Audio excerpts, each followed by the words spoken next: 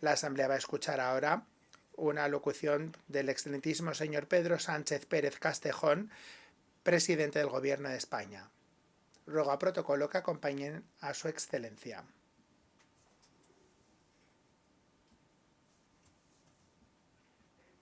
Tengo el placer de saludar al excelentísimo señor Pedro Sánchez Pérez Castejón, presidente del Gobierno de España, y le invito a dirigirse a la Asamblea.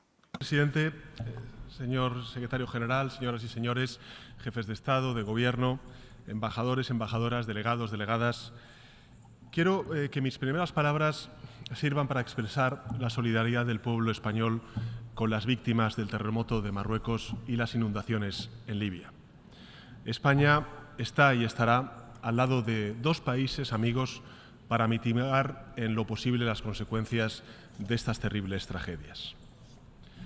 Señoras y señores, el pasado 10 de septiembre, una joven cooperante española perdió la vida en la región de Bakhmut, en Ucrania.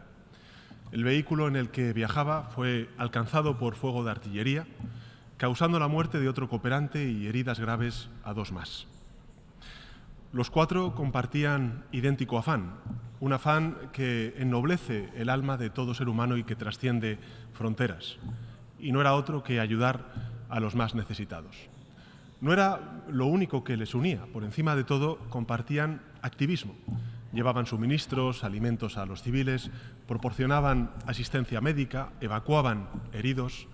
Su ejemplo debe llevarnos a una reflexión serena, pero también inaplazable sobre la necesidad de tomar partido ante la injusticia, de no callar ante la violación de los derechos humanos y de las normas más básicas de la convivencia pacífica entre naciones.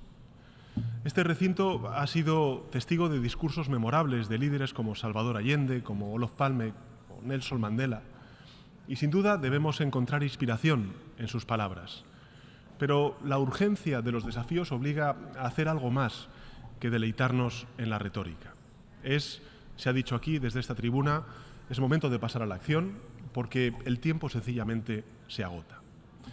Las encrucijadas se abren ante nosotros, cambiar o dejarse llevar por el curso de los acontecimientos, avanzar o replegarnos, hacerlo juntos o cada uno por su cuenta, construir en definitiva futuro o resucitar el pasado, quedarnos en la palabra o pasar a los hechos. La primera encrucijada a la que quiero referirme en esta intervención está vinculada con la emergencia climática. Acabamos de encadenar los meses más cálidos jamás registrados y los eventos extremos se acumulan con efectos devastadores en todos los continentes. Según los expertos, entramos en territorio desconocido. Ya no se trata de frenar el incremento de las temperaturas, se trata de mitigar y, en la medida de lo posible, de adaptarnos a algo que ya está aquí. Y gracias a la ciencia sabemos que debemos limitar el aumento de las temperaturas a 1,5 grados de incremento, que el pico de las emisiones globales no puede ir más allá del año 2025 y que no hay más alternativa que acelerar el despliegue de las energías renovables, de hacerlo además de manera justa, equitativa, hasta triplicar su capacidad de generación al final de esta misma década. Hemos de hacerlo además con solidaridad hacia los países más vulnerables, impulsando la agenda de adaptación e implementando lo acordado el año pasado en Sharm el-Sheikh sobre pérdidas y daños. Combatir la emergencia climática requiere valentía, determinación. Debemos impulsar una revolución tecnológica y económica sin parangón, posible únicamente desde el apoyo social masivo, decidido y global. Y ese apoyo requiere inteligencia para desbordar al principal aliado de la inacción climática, que no es otro sino el negacionismo. Es posible si convertimos este formidable reto que tenemos ante nosotros en una oportunidad para crear más y mejores empleos, para hacer más sostenibles todos los sectores de nuestras economías, para seguir avanzando, en definitiva, de la mano de la ciencia. Y en este camino, mi país, España, habla con hechos, además de con palabras. Hemos adoptado objetivos más ambiciosos en materia de energías renovables, también de eficiencia energética a través del Plan Nacional Integrado de Energía y Clima. Vamos a aportar 225 millones de euros al Fondo Verde para el Clima. 20 millones de euros para el Fondo de Adaptación y más de 17 millones de euros en instrumentos que refuerzan la justicia climática, especialmente los fondos para los países más vulnerables y también para pérdidas y daños. Hoy mismo hemos firmado, en nombre de España, el Tratado sobre Biodiversidad en Alta Mar, un paso más en defensa del equilibrio natural que se suma al histórico acuerdo de Camin-Montreal. Es esencial que la próxima COP28 en Emiratos Árabes sea un éxito indiscutible y el compromiso de España será total para lograrlo. En segundo lugar, nos encontramos ante una encrucijada en la defensa de la democracia, de los derechos fundamentales, de la igualdad y de la justicia social. Asistimos a una profunda crisis de desafección y de desconfianza en las instituciones democráticas, una ola extremista, reaccionaria, que crece por todo el mundo, que también está presente en Europa, una ola impulsada por movimientos que comparten una única estrategia y es la promesa del retorno a un pasado mítico que nunca existió en realidad. La marginación, la criminalización de minorías desfavorecidas, el rechazo a la igualdad, la banalización del feminismo o el cuestionamiento de los derechos humanos civiles y sociales. Retornan ideas que creíamos superadas, prosperan allí donde la frustración social es mayor y, en consecuencia, no es fácil combatir a quienes hacen de la mentira, del miedo, de la manipulación su principal herramienta. Pero creo, y es lo que me gustaría también compartir con ustedes, hay motivos para la esperanza, en la determinación última de muchas sociedades para preservar un legado de avances y de progreso que no admite vuelta atrás. Es el camino que muestra el posicionamiento valiente y decidido del conjunto de la sociedad civil en España, singularmente en el campo de la igualdad entre hombres y mujeres, como ha quedado patente en fechas recientes en el ámbito del deporte y en particular en el deporte femenino, en el fútbol femenino. España, ha dicho, se acabó. Se acabó con todas las consecuencias, porque cada vez que una mujer avanza, avanzamos todos, hombres y mujeres, junto a ellas. Queda evidentemente muchísimo camino por recorrer, muchas batallas por librar para alcanzar la plena igualdad entre hombres y mujeres, ninguna más acuciante que la erradicación definitiva de la violencia machista, cuya existencia algunos se atreven incluso a cuestionar contra toda lógica. No hay, en mi opinión, mayor antídoto contra el extremismo reaccionario que el feminismo. Sin duda alguna, una de las principales causas de nuestro siglo, que es el siglo de las mujeres. Y en este compromiso con la igualdad de género también debe verse reflejado en el ámbito multilateral y en concreto en posiciones de máximo liderazgo de las propias instituciones de este ámbito multilateral. Por eso es importante que los próximos nombramientos en el sistema de Naciones Unidas, incluida esta Asamblea General, tengan en cuenta este factor, el factor de género. Señoras y señores, en estos años convulsos hemos visto crecer la amenaza también que se cierne contra la democracia en muchos lugares del mundo. Lo vivimos en Washington, en Brasilia, hoy, por desgracia, también en Níger y en Gabón. Lamentablemente hemos aprendido a no asumir como irreversibles derechos y libertades por los que otras generaciones lucharon con todo valor. El golpe de Estado del pasado 26 de julio en Níger tiene graves implicaciones porque junto al de Mauritania, el de Níger era un gobierno elegido democráticamente, el único elegido democráticamente en el Sahel.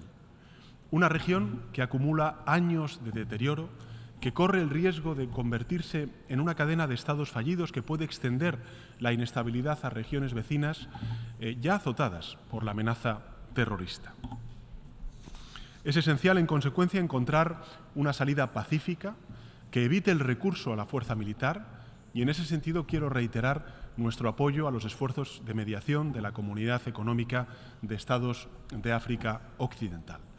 Y España siempre será un socio comprometido para avanzar en el fortalecimiento de la democracia, no solo en lo relativo a los procesos electorales, esencia del principio democrático, sino en el conjunto de instituciones que permiten a los ciudadanos y ciudadanas disfrutar con plenitud de sus derechos fundamentales, singularmente en el que atañe a la distribución de la riqueza y del desarrollo. Y en este ámbito trabajamos estrechamente con nuestros socios latinoamericanos con quienes compartimos valores, principios, retos, para impulsar alianzas y también para compartir experiencias. Y un buen ejemplo de ello es la labor de justicia transicional que ha hecho Colombia hacia una paz total. Un logro encomiable en el que España quiere seguir apoyando en todo lo necesario para completar las actuales negociaciones de paz. También el proceso constituyente en Chile es otro ejemplo de apuesta valiente por la renovación institucional y va a contar con el apoyo de España. Y por otra parte, España reitera su compromiso con el necesario retorno a la senda democrática en Venezuela para devolver la esperanza de un futuro de oportunidades a su población. La tercera y última encrucijada a la que quiero hacer referencia en esta intervención apela a la defensa del multilateralismo y a un orden internacional basado en reglas. El sistema de Naciones Unidas, es la concreción de una voluntad y es alcanzar juntos soluciones globales a retos comunes y resolver diferencias por medio de la diplomacia, del diálogo, de la cooperación. Ahora, el reto es demostrar que el sistema funciona para todos. De otro modo, la desigualdad será terreno fértil para que la retórica de los enemigos del multilateralismo avance. Y es crucial, en consecuencia, dar un paso al frente en la defensa de la Agenda 2030. Hay que plantar cara con valentía a quienes cuestionan este gran esfuerzo colectivo con manipulaciones y falacias. La cumbre celebrada a principios de esta semana debe servir para renovar nuestro compromiso con los objetivos de desarrollo sostenible. Lamentablemente, no estamos en un buen camino para ello, para el cumplimiento de los 17 Objetivos de Desarrollo Sostenible. En 2030, de continuar por esta senda, 575 millones de personas seguirán en condiciones de pobreza extrema, 84 millones de niños y niñas quedarán sin escolarizar y a este ritmo serían necesarios 300 años para cerrar la brecha de género. Yo creo que esto es un fracaso moralmente inaceptable. Repito, no es momento de palabras, sino de hechos. Debemos ampliar nuestros compromisos en materia de ayuda oficial al desarrollo. España acaba de aprobar una ley de cooperación con el compromiso de destinar el 0,7% de la renta nacional bruta al desarrollo para el año 2030. Vamos a seguir priorizando cuestiones clave, contribuyendo con 120 millones de euros al Fondo ODS, otros 20 millones de euros para la reposición del Fondo Internacional de Desarrollo Agrícola a lo largo de los próximos 3 años. Pero debemos ir más allá. Debemos dotarnos de recursos, de instrumentos adecuados para poder avanzar en materia de desarrollo sostenible de aquí al año 2030. No va a ser fácil movilizar la financiación necesaria para responder a la emergencia climática, a las inversiones a largo plazo de los países vulnerables que necesitan de cara a alcanzar los objetivos de desarrollo sostenible, pero es imperativo hacerlo, con fórmulas que reflejen las necesidades, las realidades presentes, con valentía para dejar de medir la financiación para el desarrollo sostenible en miles de millones y hacerlo en billones de dólares. Y en ese contexto, España apuesta por reforzar los mecanismos existentes, asegurando que los países tengan acceso a la financiación que necesiten, independientemente de su nivel de renta.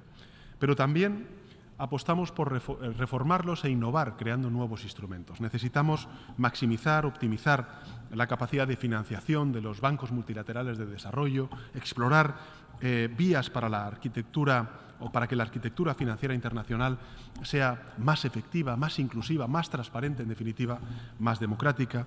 Tenemos que adaptar la fiscalidad internacional a las realidades actuales, alinear las inversiones privadas con la consecución de los ODS. Y creo que el marco de Naciones Unidas debe ser el principal foro de discusión, ya que es el único que permite reunir las voces de todos los países en condición de igualdad. España quiere contribuir activamente a este debate inaplazable y por eso les anuncio nuestra intención de acoger la 4ª conferencia sobre financiación al desarrollo en el año 2025 y nuestro deseo de que tenga un impacto verdaderamente transformador. Señoras y señores, la convivencia, el mantenimiento de la paz, la defensa de la seguridad internacional no son un simple anhelo. El preámbulo de la Carta de Naciones Unidas es la guía para preservar ese afán, un compromiso que vincula a la nuestra y a las generaciones venideras. Y la paz es la base indispensable para el desarrollo económico y también para la extensión de derechos humanos, lo que adquiere especial valor cuando estamos celebrando el 75 aniversario de la Declaración Universal. Muchos conflictos siguen abiertos, otros tantos congelados. Y por eso quiero reiterar el apoyo decidido del Gobierno de España a la labor de los enviados del Secretario General para el proceso de paz de Oriente Medio, en Siria, también en Libia. Y en lo relativo al Sáhara Occidental, España favorece una solución política mutuamente aceptable en el marco de la Carta de Naciones Unidas y en las resoluciones del Consejo de Seguridad. La labor del enviado especial del Secretario General de Naciones Unidas es fundamental y cuenta con todo el respaldo del Gobierno de España. Y del mismo modo, seguiremos apoyando a la población saharaui en los campamentos, como hemos hecho siempre, manteniendo nuestra condición de principal donante internacional de ayuda humanitaria en este contexto. Por otro lado, el 31 de diciembre del año 2020, España y el Reino Unido alcanzaron un entendimiento bilateral relativo a Gibraltar en el marco de la salida del Reino Unido de la Unión Europea. Hemos trabajado intensamente desde entonces para que dicho entendimiento sentara las bases de una futura relación de este territorio con la Unión Europea, confiando en que lo antes posible se pueda alcanzar un acuerdo entre la Unión Europea y el Reino Unido en torno a Gibraltar. Para nosotros este acuerdo debe ser plenamente respetuoso con la doctrina de Naciones Unidas sobre dicho territorio, con la que España se alinea plenamente. Y también debe serlo con la posición jurídica de mi país con respecto a la soberanía y a la jurisdicción en relación con él mismo. Deseamos trabajar por el desarrollo de un área próspera, social, económica, que abarque todo el espacio de Gibraltar y también el campo de Gibraltar. Y en este punto quiero compartir, para terminar, una reflexión sobre el futuro de Europa desde el ejercicio de la presidencia del Consejo de la Unión Europea que ahora mismo está ostentando España. La Unión nació como una apuesta por la paz, en un continente devastado, traumatizado por 2 guerras mundiales en apenas 3 décadas. Y de las cenizas de esa destrucción surgió una voluntad firme, y es que nunca más hubiera guerras. De la memoria de la tragedia nació la determinación de forjar una prosperidad compartida, que ha ofrecido a este continente, al continente europeo, el periodo de paz más prolongado de su historia. Y para combatir el éxito indudable de este proyecto integrador, algunos quisieron caricaturizarlo, retratando a la Unión Europea como un gigante con pies de barro, incapaz de defenderse con verdadera determinación. Pues bien, frente a la invasión de Rusia contra Ucrania y en contra de lo que Putin pensaba, Europa ha respondido con firmeza y unidad a sus atrocidades, dejando claro que no aceptamos que nadie atente contra los propósitos y los principios de la Carta de Naciones Unidas. Y una vez más, condeno desde esta tribuna la injustificada e ilegal guerra de agresión de Rusia contra Ucrania. Inicié la presidencia española precisamente de la Unión Europea allí en Kiev el pasado 1 de julio como expresión de nuestro apoyo. España ha estado y estará junto a Ucrania mientras sea necesario, pero también trabajaremos de forma activa para que se logre una paz justa y duradera que restaure la soberanía, la independencia y la integridad territorial de Ucrania y que permita al pueblo ucraniano decidir en libertad su propio destino. Creo en una Europa a la vanguardia de la defensa de los bienes públicos globales, de la democracia, de la protección laboral, social y la apertura económica. Una Europa que encabece la lucha contra las desigualdades y también la defensa de los derechos individuales y de las libertades públicas. Esa Europa está ya en marcha, avanza con determinación gracias a 2 hechos cruciales. El primero es la apuesta por una agenda colectiva más solidaria, justa e integradora, que la desarrollada desgraciadamente durante la crisis económica y financiera del año 2008, y la unidad y contundencia con que ha sabido responder a los acontecimientos críticos de estos últimos 4 años. Ese es el camino por el que debe seguir avanzando el ideal europeo ante cada desafío. Europa debe liderar con el ejemplo la agenda climática, haciendo realidad nuestros compromisos de reducción de emisiones, cumpliendo las promesas de financiación climática internacional, acelerando la transición energética debe impulsar una política migratoria de referencia ante un fenómeno global de enorme trascendencia cuya intensidad y dramatismo corre el riesgo de acentuarse durante las próximas décadas. Debemos controlar la inmigración irregular, ofrecer vías para la migración ordenada, conforme a la ley y que, no lo duden, necesitamos en Europa. Y además Europa tiene la responsabilidad de impulsar globalmente una transformación digital más humana, más respetuosa con los derechos de las personas. Debemos sentar las bases para regular el campo de la inteligencia artificial, cuyos enormes retos, enormes oportunidades, no ocultan la entidad de los riesgos que esconde. Y en ese sentido, España desea apoyar con recursos y conocimientos al enviado tecnológico del secretario general para desarrollar una gobernanza multilateral sobre esta cuestión. Queremos acoger la sede de la futura Agencia Internacional de la Inteligencia Artificial. En definitiva, Europa debe acometer esta tarea sin cerrarse en sí misma. Nada sería más profundamente antieuropeo que una Unión Europea aislada. Y por eso debemos reforzar las alianzas con nuestros socios transatlánticos, con Estados Unidos, con Canadá, pero también con nuestros socios asiáticos, africanos y latinoamericanos. España ha puesto especial énfasis en revitalizar las relaciones de la Unión Europea y los países de la América Latina y el Caribe con una nueva agenda que articula una relación estratégica con la región, y confío en que la cumbre de la Unión Europea con la CELAC sea un auténtico punto de inflexión que perdure en el tiempo. Señoras y señores, concluyo. Al comienzo de mi intervención les hablé de una mujer valiente que perdió su vida en Bakhmut, en Ucrania, mientras llevaba ayuda humanitaria. Se llamaba Enma Igual, tenía 32 años. Enma era nieta de una superviviente del Holocausto que perdió a casi toda su familia durante el nazismo. Llegó a España desde Austria, fue adoptada por una familia de Barcelona. La vida de la abuela y la injusta muerte de su nieta Enma están condicionadas por hechos que, en esencia, dieron origen y sentido a esta institución, que es preservar a la humanidad del flagelo de la guerra y reafirmar la fe en la dignidad y en el valor del ser humano.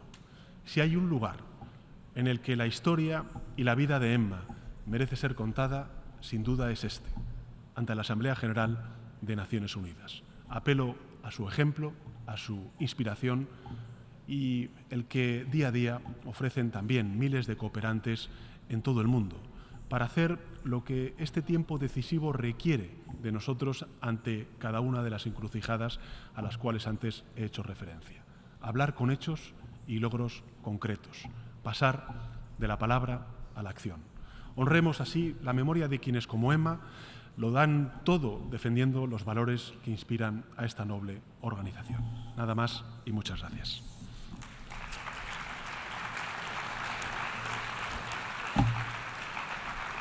On behalf of the Assembly, I wish to thank. En nombre de la Asamblea quiero dar las gracias al presidente del Gobierno de España por la declaración que acaba de formular.